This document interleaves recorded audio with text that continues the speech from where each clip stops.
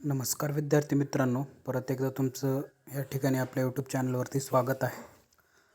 आज आपल्याला ॲडव्हान्स अकाउंटचा दुसरा चॅप्टर चालू करायचा आहे, अकाउंट्स ऑफ इलेक्ट्रिसिटी कंपनी.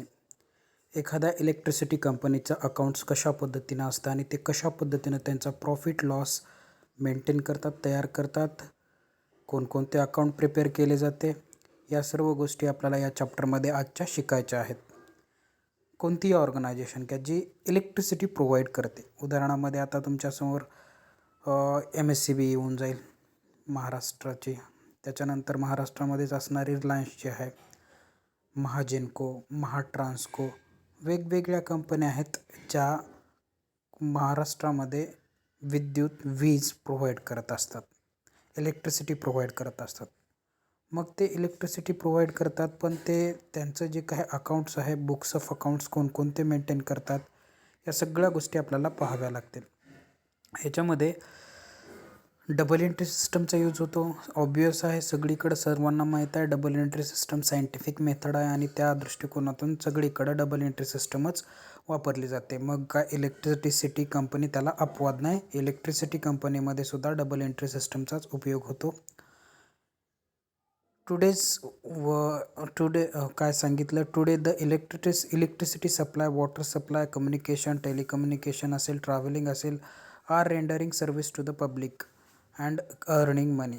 मग ज्या फक्त सर्व्हिस प्रोव्हाइड करतात आणि इन्कम अर्न करतात, त्या सांगितलेल्या गोष्टी आपल्याला electricity supply, water supply, communication that is telecom sector, travelling, railways etcetera इत्यादी गोष्टी काय प्रोव्हाइड करतात, तर सर्व्हिस प्रोव्हाइड करतात. They can not buying and selling physical goods. ते फिजिकली वस्तूची बाईंग आणि सेलिंग करत नाही, तर त्या फक्त सर्व्हिस रेंडर करणाऱ्या अंडरटेकिंग आहेत, त्या पब्लिक अंडरटेकिंग आहेत. Double account system is special method it present final accounts. आता त्या इत्यादीत आपल्याला माहिती आहे की डबल एंट्री सिस्टमचाच उपयोग होणार आहे. त्याच्यानंतर ह्याच्यामध्ये आपल्याला पुढं सांगितलं आहे काय, तर आपल्याला माहितीसाठी असायला पाहिजे की इलेक्ट्रिसिटी सप्लायमध्ये किती स्टेजेसमध्ये इलेक्ट्रिसिटी त्या ठिकाणी जात असते किंवा किती स्टेजेसमधून इलेक्ट्रिसिटी फायनल कन्झ्युमर्सपर्यंत जात असते. सगळ्यात अगोदर या चार्टमध्ये पहा, जनरेशन होतं, म्हणजे इलेक्ट्रिसिटी मॅन्युफॅक्चर केली जाते, इलेक्ट्रिसिटी प्रिपेअर केली जाते. इलेक्ट्रिसिटी तयार करतात का, कोणकोणत्या गोष्टीचा वापर करून वीज तयार करतात आपल्याला माहिती आहे. आपल्या इथं बाजूलाच परळीला औष्णिक विद्युत केंद्र आहे, त्यातून दगडी कोळसा असेल, पाण्याचा असेल, इत्यादी गोष्टीचा वापर करून त्या ठिकाणी इलेक्ट्रिसिटी जनरेट केली जाते, वीज निर्माण केली जाते. ओके, मग जनरेशन म्हणजे काय, दुसरं तिसरं काय नाही, तर जनरेशन म्हणजे इलेक्ट्रिसिटी जनरेट मॅन्युफॅक्चरिंग करण्याची स्टेज, म्हणजे परळीचं विद्युत औष्णिक केंद्र ज्यामध्ये त्या ठिकाणी वीज निर्माण होत असते. त्याच्यानंतर निर्माण झालेली वीज ट्रान्समिशन केली जाते, एखाद्या त्यांच्या विद्युत वायर्समधून ते वीज जी आहे ते ट्रान्समिट केली जाते एका ह्याच्यातून दुसऱ्या सिटीमध्ये किंवा सगळीकडंच ट्रान्सफर त्यांचं जे काही ठरलेलं आहे त्या वेळेने ते ट्रान्समिट होत असते. त्याच्यानंतर त्या इलेक्ट्रिसिटीचं डिस्ट्रीब्युशन होत असतं आणि डिस्ट्रीब्युशन झाल्यानंतर ट्रेडिंग केली जाते. उदाहरणामध्ये बाईंग आणि सेलिंग, म्हणजे सेलिंगच करतात, बाईंग करत नाही ते.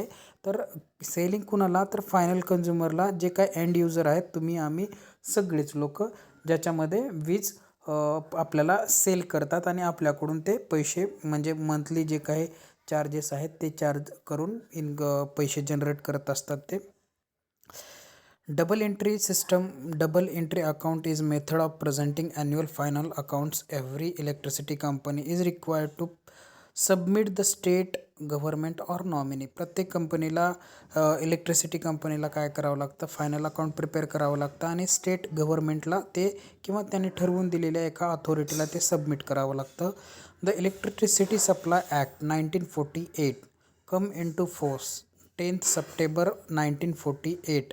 हे लक्षात ठेवा. इलेक्ट्रिसिटी सप्लाय ॲक्ट कधीचा आहे, 1948चा, आणि त्याच्यामध्ये तो कधी अस्तित्वामध्ये आला, 10 सप्टेंबरपासून अस्तित्वामध्ये आला. आणि त्यानंतर याच्यामध्ये काही मॉडिफिकेशन झाले आणि अमेंडमेंट ॲक्ट, अमेंडमेंट तुम्हाला माहीत आहे, टॅक्समध्ये शिकलाच असाल तुम्ही, की अमेंडमेंट करणं म्हणजे काय, सुधारणा केली त्याच्यामध्ये. सुधारित जो कायदा आहे इलेक्ट्रिसिटी कायदा 1956 आहे. MCQसाठी लक्षात ठेवा. आणि हा जो कायदा आहे ॲक्ट जो आहे तो ऑल ओव्हर द वर्ल्ड किंवा ऑल ओव्हर द इंडिया भारताच्या प्रत्येक राज्यामध्ये लागू आहे. Every electricity company must submit their annual reports as per prescribe format within 6 months from the date of year end.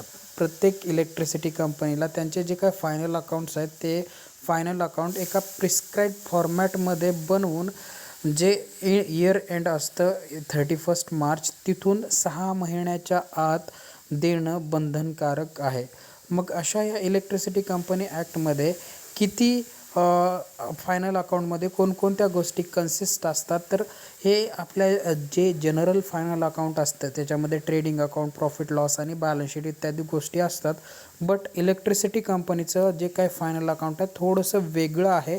याच्यामध्ये रेव्हेन्यू अकाउंट असतं, नेट रेव्हेन्यू अकाउंट असतं, capital account आणि general balance sheet इत्यादी 4 गोष्टी प्रिपेअर कराव्या लागतात. मग तुम्ही म्हणाल सर हे वेगळं आहे का, तर बिलकुल बेटा काहीही वेगळं नाही.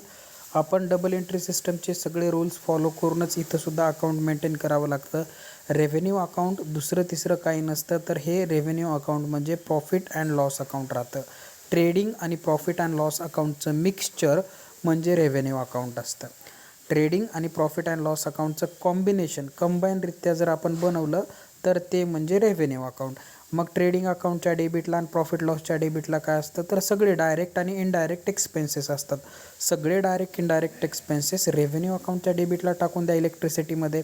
आणि क्रेडिट साईडला काय राहतं ट्रेडिंग आणि प्रॉफिट लॉसच्या, तर क्रेडिट साईडला सेल्स राहतं आणि ऑल अदर इन्कम्स राहतात. डायरेक्ट असेल इनडायरेक्ट असेल त्या सगळ्या उचलायच्या आणि रेव्हेन्यू अकाउंटच्या क्रेडिट साईडला टाकायच्या. म्हणजे revenue account it is the mixture of trading account and profit and loss account. हे कशाचं मिक्सचर आहे, ट्रेडिंग अकाउंटचं आणि प्रॉफिट अँड लॉस अकाउंटचं मिक्सचर म्हणजे रेव्हेन्यू अकाउंट. क्लिअर आहे सगळ्यांना.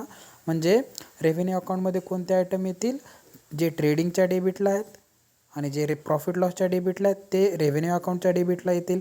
आणि क्रेडिटला रेव्हेन्यू अकाउंटच्या कोणत्या येतील, तर ट्रेडिंग अकाउंटच्या क्रेडिटला जे येतात आणि प्रॉफिट अँड लॉस अकाउंटच्या ज्या क्रेडिटला येतात त्या सगळ्याच गोष्टी या ठिकाणी रेव्हेन्यू अकाउंटच्या क्रेडिट साईडला येतील. नेक्स्ट पुढं आहे net revenue account. Net revenue account तुम्ही 12th आपल्या सेकंड इयरला कॉर्पोरेट अकाउंटमध्ये कंपनी फायनल अकाउंटमध्ये प्रॉफिट अँड लॉस ॲप्रोप्रिएशन नावाचा अकाउंट अभ्यास केलेला आहे. सेम नेट रेव्हेन्यू अकाउंट दुसरं तिसरं काहीच नाही. It is the appropriation of a profit.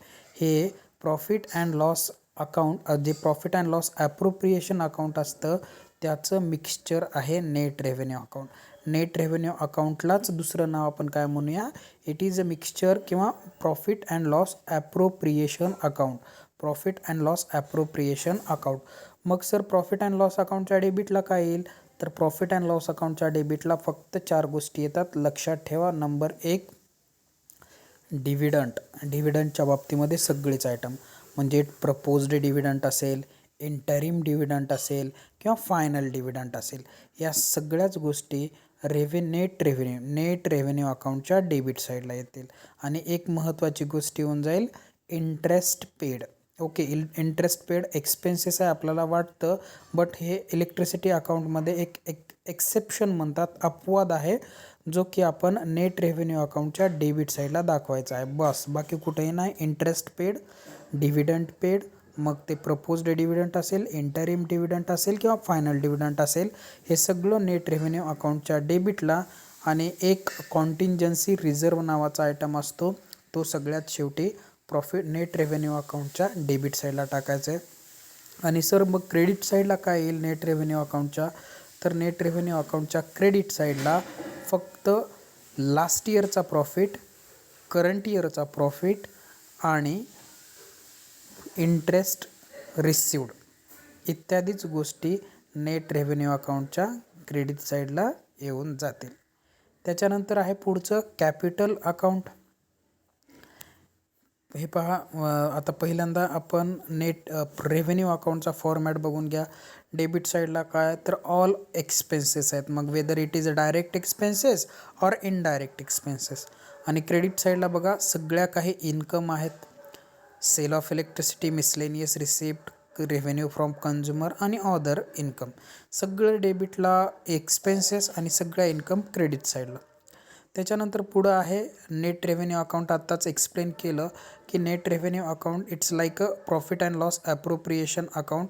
Debit साईडला interest paid, interim dividend paid, proposed dividend paid आणि इन्कम टॅक्स प्रोव्हिजन हे एक येऊन जाईल.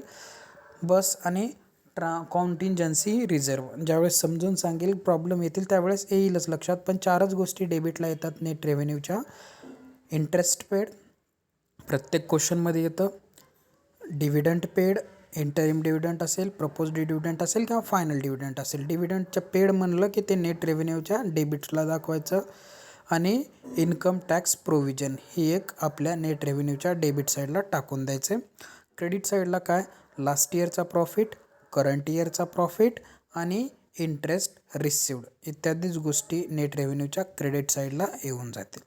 त्याच्यानंतर आहे कॅपिटल अकाउंट. कॅपिटल अकाउंट तर काहीच नाही बेटा, हे capital account. Capital account fixed assets आणि फिक्स्ड लायबिलिटीसाठी तयार करण्यात आलेलं अकाउंट आहे. This account is known as fixed asset and liability. Fixed asset आणि ज्या लॉंग टर्म लायबिलिटी आहेत त्या लायबिलिटीसाठी तयार केलेलं अकाउंट म्हणजे कॅपिटल अकाउंट. मग डेबिट साईडला काय लिहायचं, तर डेबिट साईडला सर कॅपिटल एक्सपेंडिचर लिहायचे. सगळे कॅपिटल एक्सपेंडिचर कॅपिटल अकाउंटच्या डेबिट साईडला लिहायचे. उदाहरणामध्ये फिक्स्ड असेट परचेस केला असेल, लँड अँड बिल्डिंग असेल, मशिनरी असेल, मेन्स पोल्स, प्रिलिमिनरी एक्सपेन्सेस इत्यादी सगळ्या गोष्टी कॅपिटल अकाउंटच्या डेबिट साईडला लिहायच्यात. आणि क्रेडिट साईडला all capital receipt, shares, issue of shares असेल, इक्विटी शेअर्स, प्रिफरन्स शेअर्स, त्याच्यानंतर long term liabilities, share capital, debenture capital इत्यादी सगळ्या गोष्टी कुठं, तर कॅपिटल अकाउंटच्या क्रेडिट बाजूला रिसिप्ट साईडला. ओके, तर त्याचा फॉर्मॅट इथं पाहू शकता. कॅपिटल अकाउंट डेबिट साईडला काय, तर all capital expenditure. For example मग सगळंच फिक्स्ड असेट. आता एक्सपेंडिचर तुम्हाला लक्षात येणार नाही, तर कॅपिटल अकाउंटच्या लायबिलिटी आपल्या एक्सपेंडिचर बाजूला सगळ्याच्या सगळ्या असेट लिहायच्या. Fixed asset, land and building, plant and machinery, mains, furniture, public lamps fixed asset लिहायच्यात फक्त कॅपिटल अकाउंटच्या एक्सपेंडिचर बाजूला. All fixed, all type of fixed asset. आणि एक लक्षात ठेवा, कॉस्ट ऑफ लायसन्स म्हणजे लायसन्स विकत घेण्यासाठी कंपनीनं जे काय खर्च केला आहे तो खर्चसुद्धा कॅपिटल एक्सपेंडिचरच मानला जातो. MCQसाठी भरपूर MCQ वेळेस विचारला याच्यावरती. Cost of licence is shown on dash. तर कॉस्ट ऑफ लायसन्स हे कॅपिटल अकाउंटच्या एक्सपेंडिचर बाजूला दाखवतात, हे लिहा. आणि रिसिप्ट बाजूला इक्विटी शेअर्स, कॅपिटल रिसिप्ट म्हणजे ज्या गोष्टी आपल्याला लॉंग टर्म लायबिलिटी म्हणता येतील, ज्या बिझनेसमध्ये फिक्स्ड लायबिलिटी, ज्या कंपनीच्या आयुष्यात कधीच परत केल्या जात नाहीत. इक्विटी शेअर असतील, प्रेफरन्स शेअर्स असतील किंवा बँक लोन, याच्यावरती व्याज पेड करतात, व्याज दिलं जातं इत्यादी गोष्टी या ठिकाणी रिसिप्ट बाजूला येतील. आणि सगळ्यात शेवटी general balance sheet. General balance sheet याच्यामध्ये जे शिल्लक राहिलेल्या लायबिलिटी आहेत आणि असेट आहेत, असेट बाजूला टाका, लायबिलिटी बाजूला टाका. संपलं, एवढंच आहे. आणि जे काही इम्पॉर्टंट पॉईंट्स आहेत ते इम्पॉर्टंट पॉईंट्स लक्षात ठेवा. डेप्रिशिएशन फंड जे आपण रेग्युलर पद्धतीनं करतो, डेप्रिशिएशन फंड काय करतो, असेट्समधून मायनस करतो आणि प्रॉफिट अँड लॉस अकाउंटच्या डेबिट बाजूला लिहितो. सेम करायचं आहे, फक्त वेगळ्या पद्धतीने लिहायचं आहे आपल्याला. डेप्रिशिएशन फंड जो आहे तो लायबिलिटी साईडला, कॅपिटल अकाउंटच्या लायबिलिटी साईडला लिहायचा आहे. आणि दुसरा इफेक्ट काय करायचा, रेस्पेक्टिव्ह असेट्समधून लेस करायचा आहे. The balance sheet is prepared in to 2 parts, capital account आणि जनरल बॅलन्स शीट. त्याच्यानंतर preliminary expenses and premium on issue of shares is capital item. याची स्क्रीनशॉट काढून घ्या, हे खूप इम्पॉर्टंट आहे MCQच्या दृष्टिकोनातून. मी तुम्हाला सांगणारच आहे नंतर किंवा याचे PDF पाठवणारच आहे.